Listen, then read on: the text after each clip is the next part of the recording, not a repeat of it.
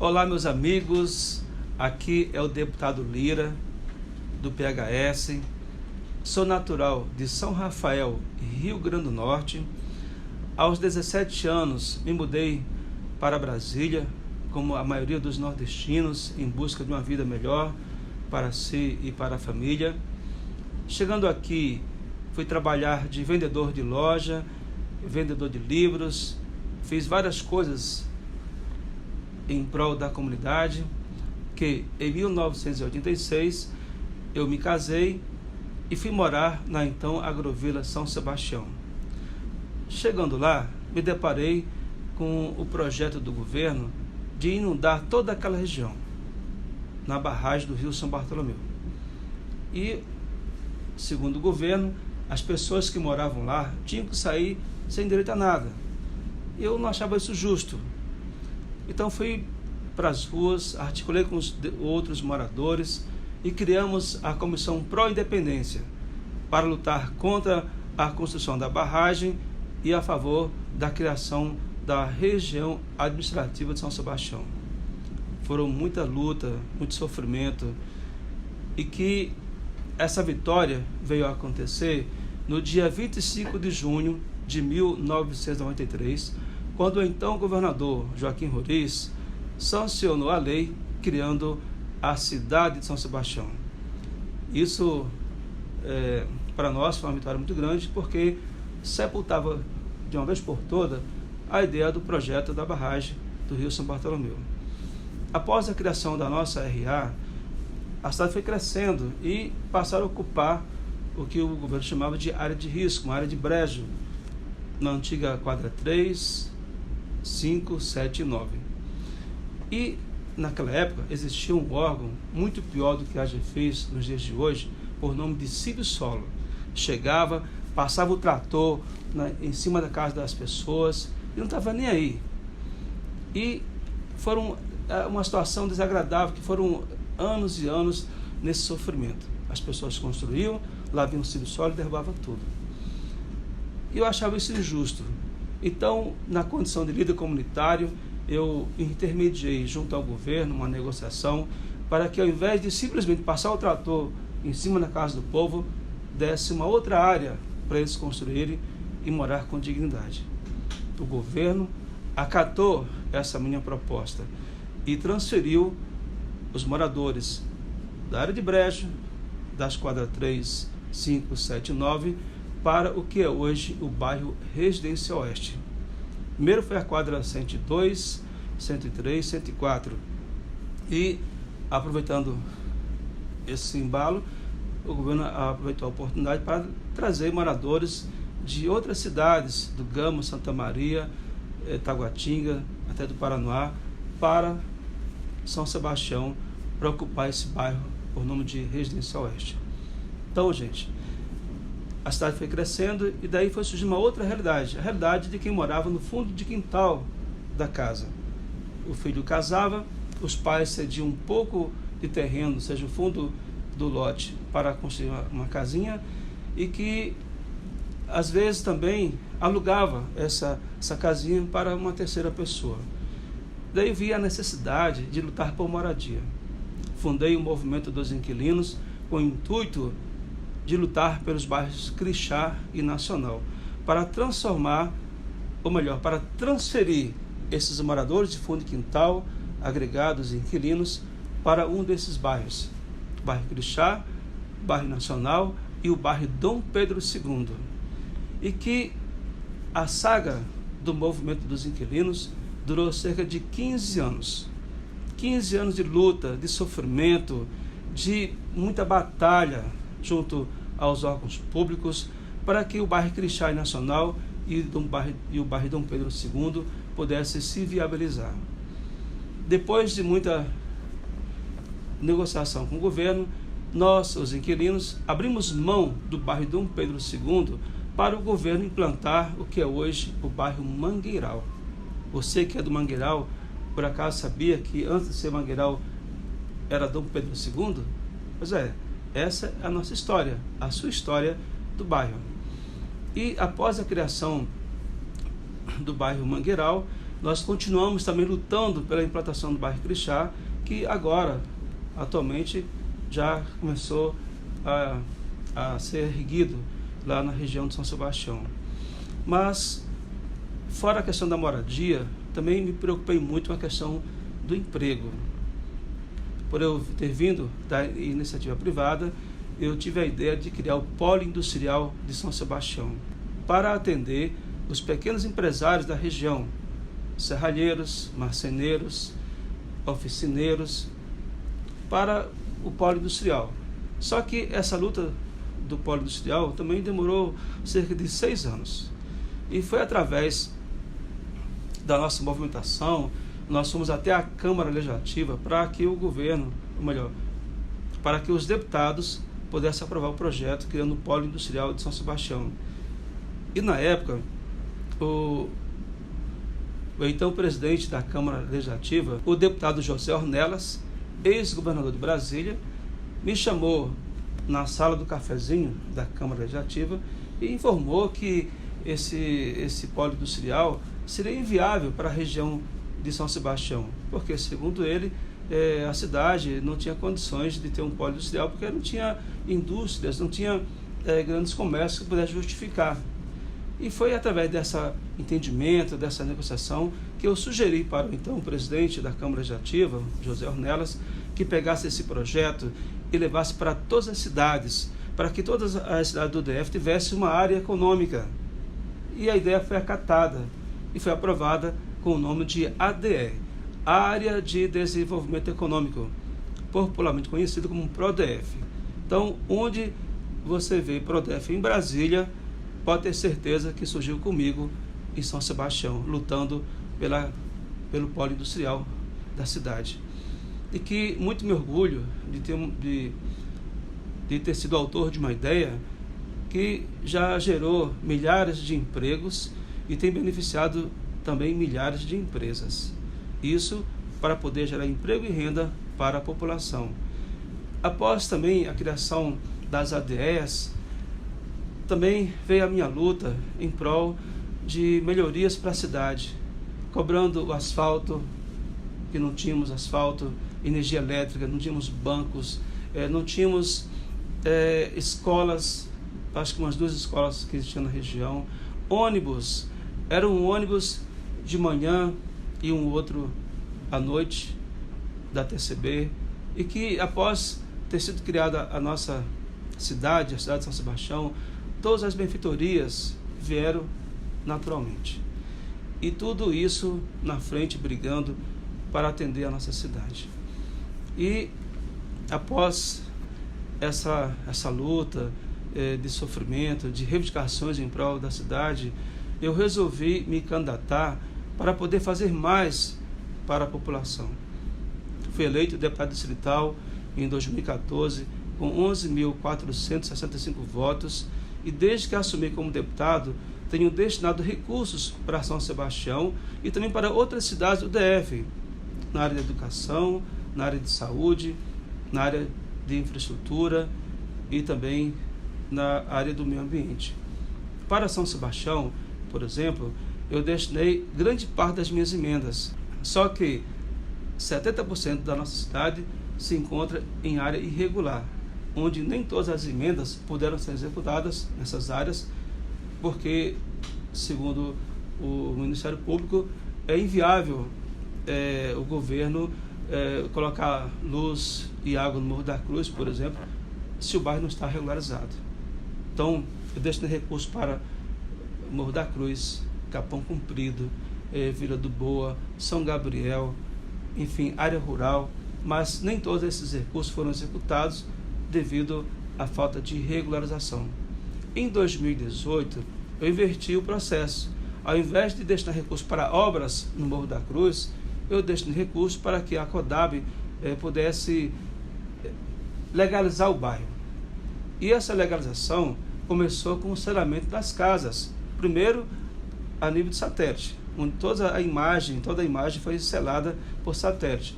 E em seguida veio o selamento casa a casa, onde a equipe da CODAB, juntamente com a minha equipe, em parceria com a comunidade, saiu batendo de porta em porta, cadastrando os moradores, fazendo um levantamento socioeconômico, a quantidade de moradores por casa, a renda per capita, enfim, o endereço, dando a esses moradores o endereço.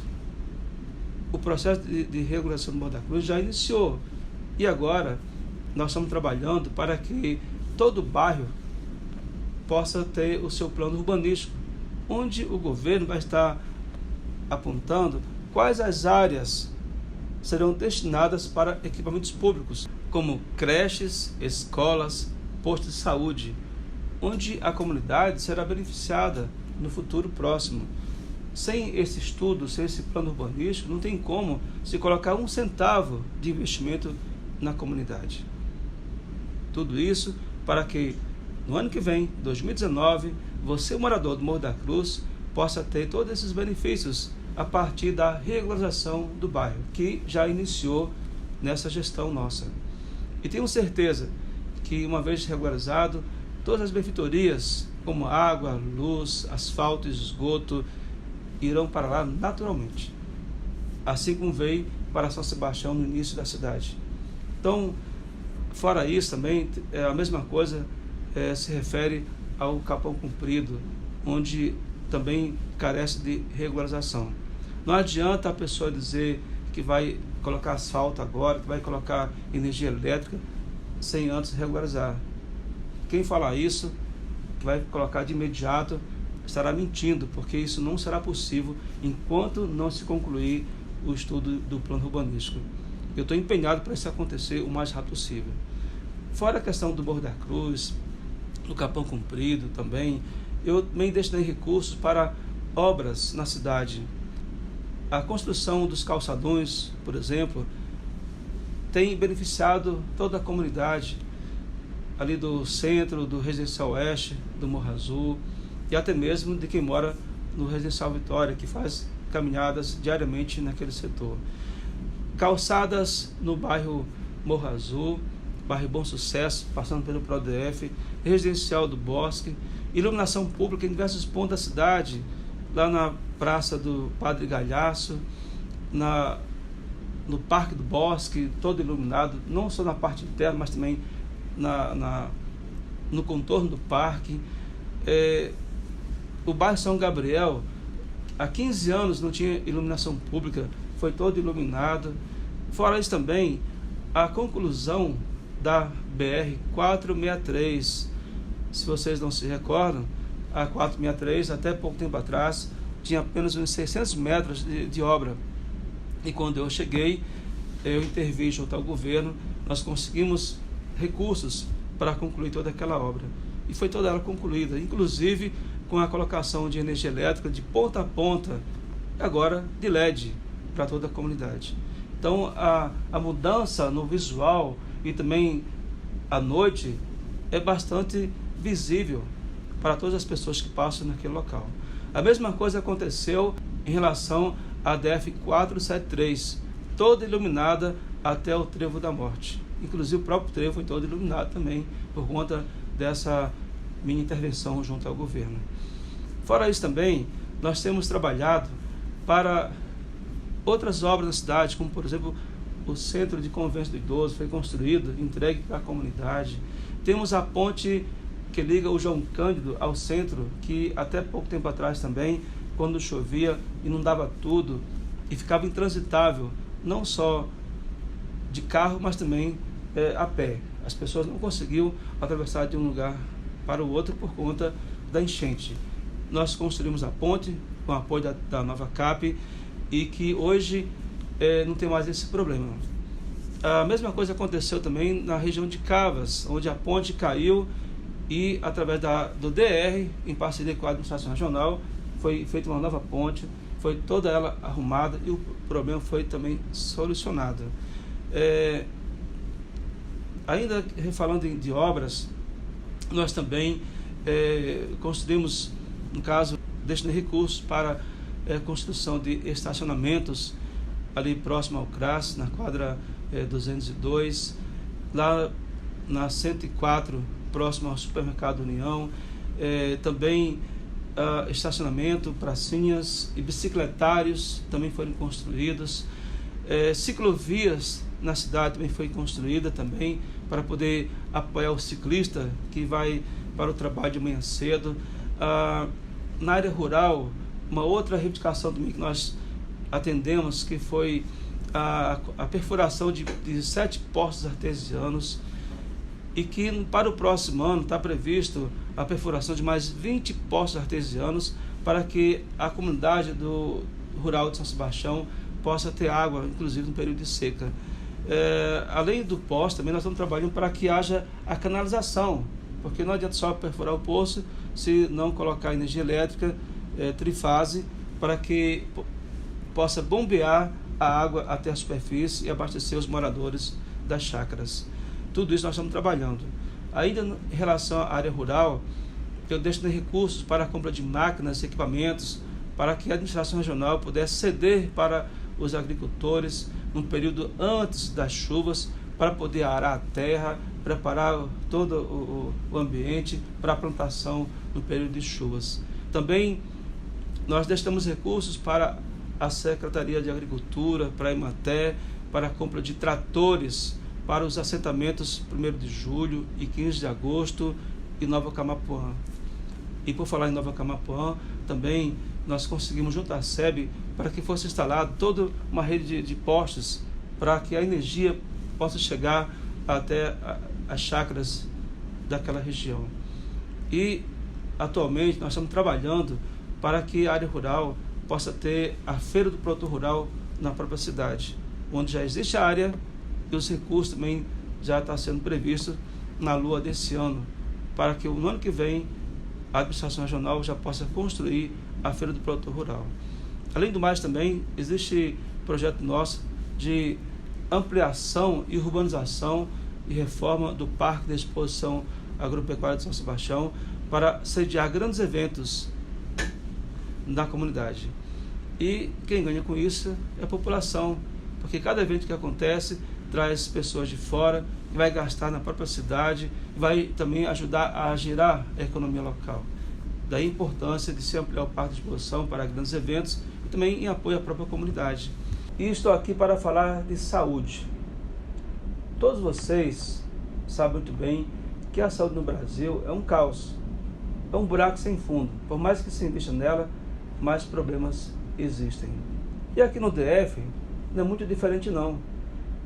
E uma das maneiras que eu encontrei para poder tentar solucionar esse problema foi criando a CPI da Saúde, que teve por objetivo fiscalizar e investigar a saúde pública. E que logo após a sua criação, nós tivemos alguns desfalques com a composição da CPI. E as pessoas que continuaram fizeram de tudo para poder fiscalizar, para poder realmente chegar num resultado positivo, mas infelizmente nem tudo que nós planejamos aconteceu. A começar pela quebra de sigilo bancário e telefônico das pessoas suspeitas. Nós pedimos ajuda ao Ministério Público e à Polícia Federal para poder cruzar as informações e nos foi negado naquele momento. E a Câmara Legislativa não dispõe, ou não dispõe até hoje, de mecanismos de investigação eficaz que possa realmente cruzar esse tipo de informação. E sem condições técnicas de apontar um culpado, embora acredito que tenha muitos culpados, muitas pessoas que realmente fizeram coisa errada, mas do ponto de vista legal não tinha como apontar ninguém ou sugerir o indiciamento de ninguém por falta de provas. Mas se de um lado a CPI da Saúde não conseguiu indiciar, ou melhor, não sugeriu o indiciamento de ninguém, por outro lado foi bastante positiva porque conseguiu identificar todos os problemas da saúde e ao mesmo tempo apresentar soluções.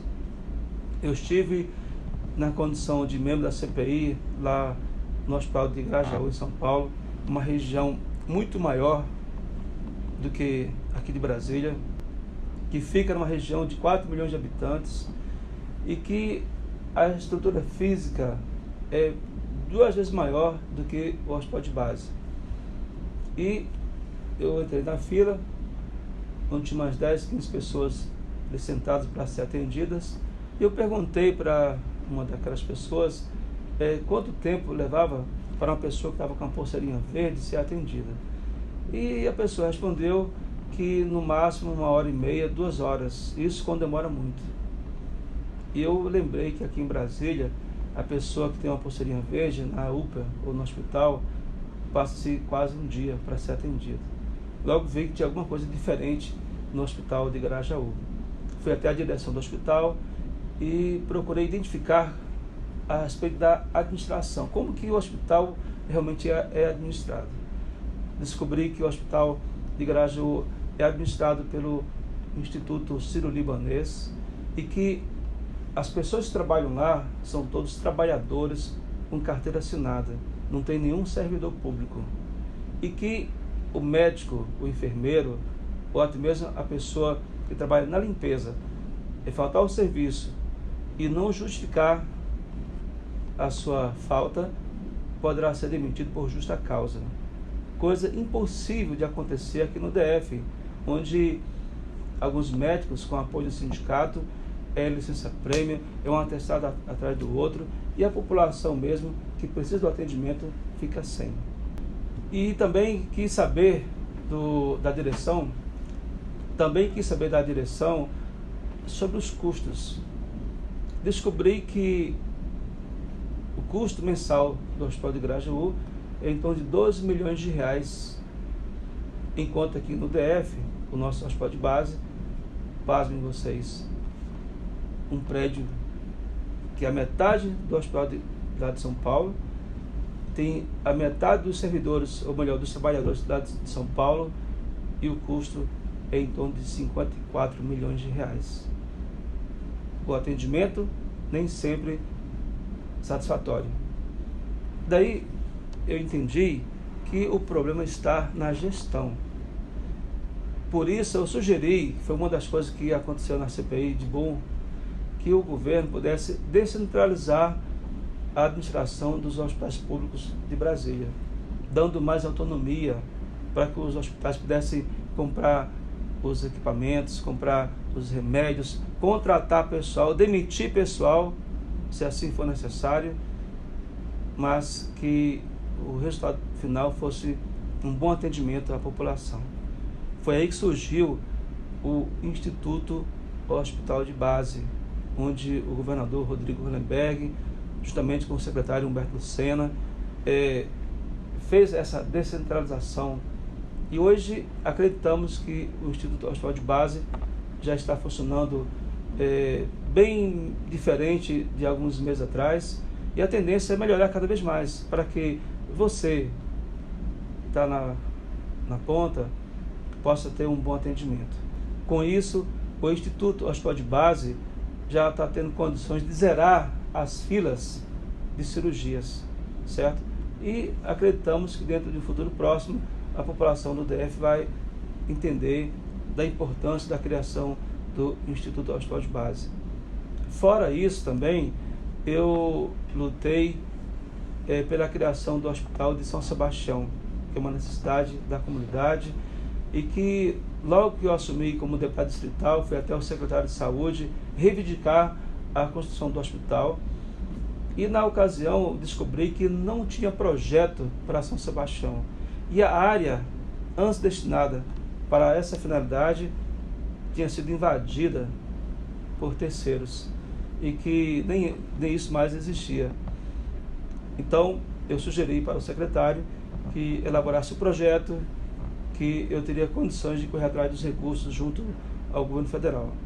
Mas também entendi que antes disso acontecer, tínhamos que melhorar a atenção primária, fazer com que o posto de saúde perto da sua casa pudesse ter mais médicos, ter mais enfermeiros, ter mais profissionais qualificados para poder atender aquela comunidade do seu bairro. Então, destinei recursos para a construção de 2 UBS, uma em São Sebastião e uma outra no Mangueiral, e também a reforma do antigo TRE para que pudesse se transformar numa UBS e com isso abrigar 5 equipes. Além do mais, temos trabalhado para levar uma UBS para a região da Aguilhada, ao lado da escola, enfim, melhorar as já existentes. Então, o deputado Lira também chegou a destinar recursos para construção de um ambulatório na UPA de São Sebastião, reforma do Centro de Saúde, hoje UBS, e que eu tenho certeza que na área da saúde fiz o que eu pude para melhorar.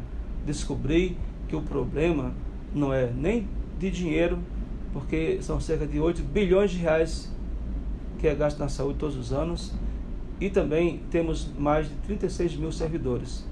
O problema, na verdade, é de gestão. E essa gestão, nós estamos trabalhando para que o governo possa estar melhorando. Isso num prazo curto de tempo. Eu sou o deputado Lira e realmente tenho um compromisso com a saúde de São Sebastião e do DF como um todo.